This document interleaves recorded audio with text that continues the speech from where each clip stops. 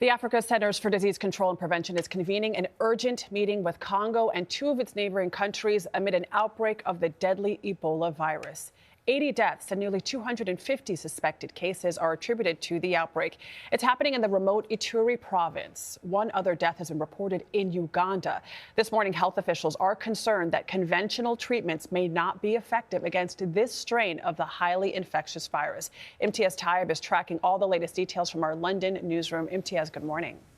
Adriana, good morning to you. Well, the world was alerted of this fast-moving and deadly outbreak of the Ebola virus just yesterday. Now, the Democratic Republic of Congo's government has said it's activated a public health emergency operations center, strengthened epidemiological and laboratory surveillance, and ordered the rapid deployment of response teams, all part of attempts to contain this deeply serious outbreak.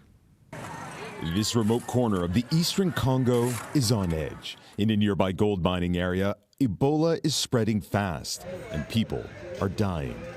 John Kasembo is a motorcycle taxi driver. We are very afraid, he says. Since the beginning of May, many people have died, and it keeps happening.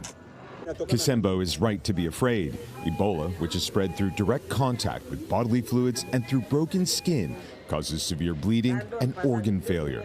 There's no proven cure for the virus, and according to the World Health Organization, the average fatality rate is around 50%. CBS News medical correspondent Dr. Celine Gounder. So we're dealing with an Ebola strain for which we have no vaccines or treatments. And then it's also an area where you have a lot of gold miners who are migrant workers.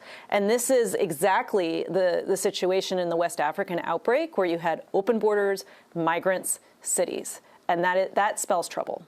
This is the Democratic Republic of Congo's 17th outbreak of the deadly viral disease, and it's unfolding against the backdrop of a deepening security crisis where clashes between rival militia groups have killed dozens of civilians in recent weeks. Abdirahman Mahmoud is with the World Health Organization. Well, we know very well that the country has experience, but the region where it is happening is highly volatile, with the humanitarian situation going on and the population moving around.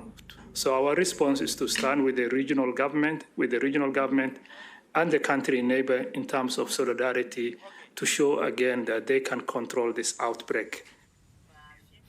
And Ebola was first discovered back in 1976 in what is now the DRC and is thought to have spread from bats. Now, this morning, health experts are warning the Trump administration's dismantling of USAID and the withdrawal from the WHO may have a serious impact on the global effort to contain this deadly virus. Meg. Imtiaz, thank you.